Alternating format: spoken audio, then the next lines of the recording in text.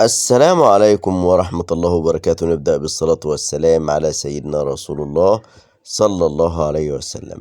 موضوع الفيديو النهاردة مختلف عن الفيديوهات، وهو سبب الخطوط اللي بتظهر في الشاشة، أو الشاشة بتدي ألوان أبيض أحمر أصفر أزرق، وإيه السبب وإيه الحل فين، والنعمل سهل. أهم حاجة ما تنسوا تدعمونا بالمتابعة واللايك والاشتراك. لكم منا كلاتكم. جات لنا شاشة بلوتو وكان في مشكلة، واحنا فاكرين ان التكنو هو اللي عامل المشكلة ديت. فكيناها. طبعا ده شكل التكنو اللي قدام حضراتكم. لما بتفك الظهر بتاع الشاشة بيظهر قدامك بالطريقة دي، بيبقى رابط الفلاتين في بعض، الفلاتة اللي هي جايه من البوردة والفلاتة اللي بتروح للبلن. اما بالنسبة للبلن بيبقى فيه حاجة اسمها كوف. الكوفات دي بتبقى في الجنب، برضك بتسبب في خطوط في الشاشة، وتتسبب في ان الشاشة تدي تنميل او حاجة زي كده، وده بيبقى سبب بوظان الكوف دوت. الفك اللي هو فك الشاشة او البلن من غير ما تاخد بالك، او تقفيل البلن على الكوف، الغطاء الامامي او الوش الامامي على الكوف، فيسبب مشكلة خطوط او تنميل.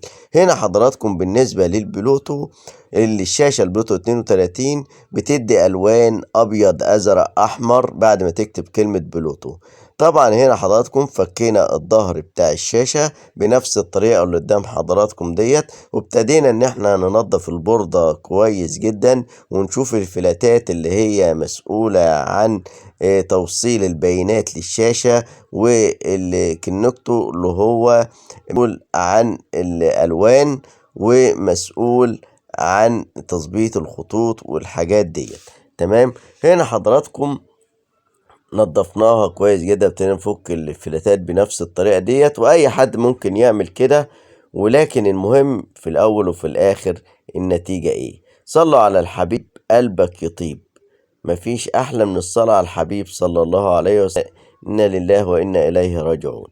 هنا حضراتكم ننضف الفلاتات تمام بتاع الكونكتو، وهنا زي ما انتم شايفين اهو. تمام. ده شكل الفلاتات اهيت، دي الفلاتة اللي على البوردة بننضفها بالطريقة ديت. اهم حاجة تخلي بالكم في تركيب الفلاتة وفي تنظيفها عشان ما تبوظش الرجول بتاع الفلاتة، لان الرجول بتاع الفلاتة لو باظت او حصل لها حاجة تسبب مشكلة. طبعا بعد ما نضفنا ما زالت المشكلة هي الشاشة برضك بتدي الوان زي ما هي، يعني كده المشكلة هنا ما اتحلتش. بيجيب اسم بلوتو وبعد كده تدي الوان تاني. طيب ايه الحل؟ الحل ان احنا هنغير القطعة دي، هنغيرها خالص، هنجيب قطعة تانية جديدة وهنبتدي ان احنا نركبها. طبعا ركبناها نفس المشكلة. اما بالنسبة للشاشة اللي قدام حضراتكم ديت، اللي بيشتغل فيها الدكتور او الباشمهندس عبد الصمد، الفني الجميل، المهندس الجميل، اللي هو هيصلح لنا الكوفات اللي بتعمل خطوط في الشاشة من على طريق المكنة والتكنولوجيا الحديثة. وهتشوفوا ازاي هو هيقدر يغير الكوف الجنب بتاع البلن اللي سبب بوظانه هو اغلاق الوش بتاع الشاشة غلط، او فك البلن غلط. دي طريقة فك الكوف، وهيورينا الباشمهندس عبد الصمد ازاي ان هو هيركب الكوف التاني، وازاي ان هو هيرجع الشاشة تشتغل تمام. الخطأ اللي حصل هنا في الشاشة ديت وممكن يحصل مع اي كانت اول مرة تتفك، وطبعا الكوفات اما تبقى في الجنب بتاعة البلن تمام، وبيبقى عليها لزق بلادو، واوقات بيبقى فيه دبل فيس. ولو ما خدتش بالك وانت بتفك باي حاجة خفيفة زي بطاقة او اي حاجة، وتخلي بالك من اللزق دوت، ممكن يبوظ منك الكوف وممكن الشاشة تعمل معاه خطوط. هو ده الكوف اللي بيبقى في الجنب، لو ما خدتش بالك منه كويس هيخامل خطوط في الشاشة. يعني الكوفات دي هي المسؤولة عن الخطوط اللي في الشاشة. طبعا هنا الباشمهندس عبد الصمد وهو بيفك الكوف ماسك الهوت في ايده، وبيبتدى ان هو يفك الكوف واحدة واحدة. طريقة فك الكوف هي ممكن للفني او المهندس اللي فاهم هي سهلة جدا، وطريقة اصلاح الشاشة هو طريقة سهلة جدا وجميلة. زي ما حضراتكم شايفين ده البلن اهوت، والازازة اللي قدام حضراتكم المنورة ديت دي اضاءة تحت منها، ودي البرد بتاعت الشاشات القديمة اللي بتبقى في البلن القديم، بيبقى فيها كوفات سليمة، فيها ايساهات، فيها مقاومات، فبيحتفظوا بيها طبعا عشان يركبوا منها الحاجات الاصلية. وهنا حضراتكم البلن اهو قدام حضراتكم، ودي الفلاتة الاساسية اللي موجودة في البلن. طبعا لازم وانتوا بتفكوا الشاشة تخلي بالكوا كويس جدا من الفلاتة اللي هي الرئيسية، وتخلي بالكم من الكوفات اللي في الجنب. هنا دي المكنة اللي بيركبوا من على طريقها الكوف. المكنة دي نظام 2 شاشة، وتظبيط للحرارة، ومعدات مخصصة لتركيب الكوفات وتقفيل الكوفات على البلن نفسه. الموضوع مش سهل يا جماعة، الموضوع ان لازم الكوف ده لما يركب بيبقى فيه يعني زي مسارات، المسارات دي لازم تبقى مظبوطة على بعض. ولازم كمان المكنة اللي قدام حضراتكم كده زي ما شايفين الباشمهندس عبد الصمد هو دلوقتي بيبدأ في تركيب الكوف. ايه سبب تغيير الكوف دوت؟ الكوف دوت اتقفل الوش الامامي بتاع الشاشة غلط، وكان الكوف من الخارج. المفروض الكوف ده كان يبات في مكانه بجانب البلن قبل ما البلن يركب على الورقة البيضاء اللي موجودة في الشاشة. فطبعا لما الكوف كان من بره، فلما اتضغط عليه الوش فتسبب في مشكلة في الكوف اللي هي حتة الفلاتة ديت، فعطت خط في النص بتاع الشاشة، وعطت خط صغير فوق. فده كان لازم ان الكوف يتغير. تغيير الكوف مش سهل. زي ما حضراتكم شايفين مكنة الكمبيوتر اللي قدام حضراتكم اللي بيستخدمها دلوقتي الباشمهندس عبد الصمد، ودي الشاشات اللي هي بيظبط من على طريقها المسارات اللي هي بتاع الكوف نفسه، والمسار اللي هو موجود على البلن نفسه. تمام، يعني زي ايه من الاخر، زي حضراتكم مركبوا بيبقى فيه 5 رجول على البورد، 5 الشحن، لازم ال5 رجول دول يركبوا مع بعض ويبقوا متظبطين مع بعض عشان خاطر يوصل اللحام بتاعهم. هكذا هنا في الكوف دوت هو حضراتكم بيظبطها زي ما انتم شايفين. بصوا في الكمبيوتر هنا الخطوط اللي انتم شايفينها دي هو المسارات اللي هي بتاع الكوف والموجودة على البلن. لو ما اتظبطتش قصاد بعضها تمام التمام هيحصل فيه خطوط في الشاشة، والشاشة هتلاقيها بقت مخططة كلها. ولكن في حالة ان هو ركب الكوف سليم وابتدى ان هو يركبه تمام على البلن، لازم من على طريق المكنة ديت، والمكنة ديت مكنة حديثة تبع التكنولوجيا الحديثة. وطبعا الموضوع ما هواش بفك لحام وكلام من دوت، لا ده لازم مكنة مخصصة عشان خاطر تركب الكوف. وزي ما حضراتكم شايفين الباشمهندس عبد الصمد وهو بيركب البلن دي. المكنة هي صورة واضحة قدام حضراتكم. اللي فوق دي الشاشات، شاشتين، شاشة على اليمين وشاشة على الشمال، والشاشة اللي في النص الصغيرة ديت هي الحرارة معين عشان خاطر يلحم فيها الكوف. وبعد كده هي المكنة بتفصل اوتوماتيك نظام لحام. هنا حضراتكم هو الوقت بيظبط المسارات، وهيبتدى حضراتكم ان هو يعني ابتدى ان هو يشتغل في تركيب الكوف زي ما حضراتكم شايفين اهو. تمام، هو يشتغل في الكوف اهو قدامه اهو. ده الكوف اللي هو لسه هيركب اهو، بينضفه اهو. تمام، بعد ما جهزه اخده من بلن تاني اصلي. تمام، وشال القديم اللي كان على البلن اللي هو لم خطوط. تمام، وخلاص ظبط البلن على طريق الشاشات.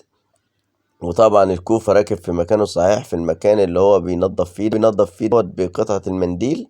تمام، لازم ينظفه كويس جدا ويحط مادة بسيطة جدا اللي هي بتساعد على لزق الكوف على البلن. زي ما حضراتكم شايفين هو ظبط اهوت، وهيبتدى ان هو يجيب الكوف ويوصله على البلن. هو طبعا لسه مازال في عملية التظبيط ومازال في عملية التجهيز. زي ما حضراتكم شايفين وادي الكوف اهوت راح منزله اهوت على البلن اهو. تمام، وبيبص على الشاشة بيشوف هل هما المسارات مظبوطة تمام ولا لأ. تأكد إن المسارات مظبوطة في الاتجاهين، في الناحية دي وفي الناحية دي، خلاص هيلزق. اللي مش مظبوطين بيبتدى إن هو يظبط بالطريقة بتاعته. في نظام بكرة بيقدر يحرك بيها المكان اللي هو ماسك الكوف عشان يظبط بيها الخط. خلاص تأكد إن هو تمام، يبتدى يدوس على زرار تجهيز واللحام من على طريق الشاشة الصغيرة اللي قدام حضراتكم ديت وضبط الحرارة. وبعد كده حضراتكم هتنزل المكوة اللي هي بتاعة المكنة بنفس الطريقة ديت، فهتلزق الكوف مكانه بنفس الطريقة. يعني خلاص الكوف اهو، ودي مكوة لحام زي ما حضراتكم شايفين. هو بيضغط عليها ضغطة بسيطة عشان يأكد بس المادة اللي هو حطها مع الكوف عشان خاطر تلزق. مادة زي اللحام السريع زي كده بتساعد ان الكوف يبقى لازق لزقة كويسة على البلن. خلاص هو كده ركب الكوف تمام. الموضوع خلي بالكم سهل جدا، اما بالنسبة للناس المبتدئين الموضوع بيبقى بالنسبة لهم صعب. لازم يكون واحد فني او مهندس شغال في مهنة التكنولوجيا، صيانة الموبايلات، الكمبيوتر، الحاجات ديت، وفاهم يعني ايه فلاتة وفاهم يعني ايه مسارات، ويكون شغال اقل حاجة يكون عنده خبرة مش اقل من 25-30 سنة. تمام. ادي الجهاز اهوت اللي هو اللي بيضغط على الفلاتة بتاع الكوف بنفس الطريقة ديت، وضبط درجة الحرارة لثواني محدودة وبينتظر. وهو الجهاز ده بيفصل اوتوماتيك، يعني الجهاز ده اول ما بيتم اللحام هو بيفصل اوتوماتيك، وتلاقيه راح عاطي صوت كده وراح خارج من فوق البلد. هو دلوقتي الكاوية بتاعت الجهاز الكمبيوتر خلاص هو كده فصل لوحده اهو.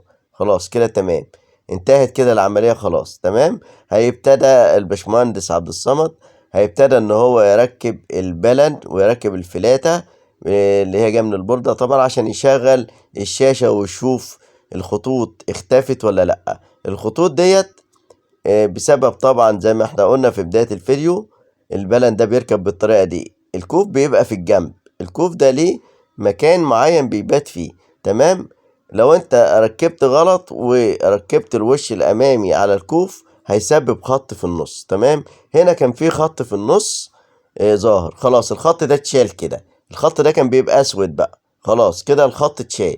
كان في خط في النص وخط فوق تمام. خلاص هو الوقت اركب الكوف وبسم الله ما شاء الله زي ما انتوا شفتم الشغل والتكنولوجيا الحديثة والمكن. والموضوع يا جماعة برضك مش سهل بالنسبة للمبتدئين، وصعب جدا موضوع فك الشاشات لو انت ما عندكش خبرة ومفيش حد بيتعلم ببلاش.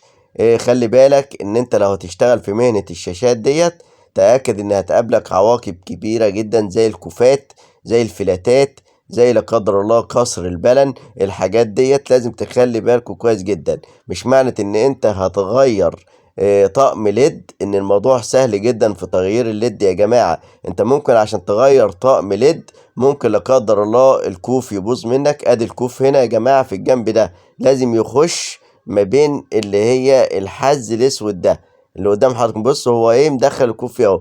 لكن الغلطة اللي غلطها او اللي انا غلطتها يا جماعة ان الكوف كان من خارج الوش دوت تمام، فتسبب في خط في الشاشة. فانا حبيت ان انا اعرض عليكم الفيديو دوت عشان تخلي بالكم. ولكن اهم حاجة ان الحمد لله طالما الكوف البالانس سليم ومفيهوش اي مشكلة. اي مشكلة في الخطوط التنميل الحاجات دي الكوفات تتصلح عند الباشمهندس عبد الصمد، مفيش اي مشكلة. وزي ما حضراتكم شفتم بسم الله ما شاء الله عليه الباشمهندس عبد الصمد قد ايه هو فعلا دكتور في اصلاح البلانات والشاشات. ويا رب يكون الفيديو دوت عجب حضراتكم.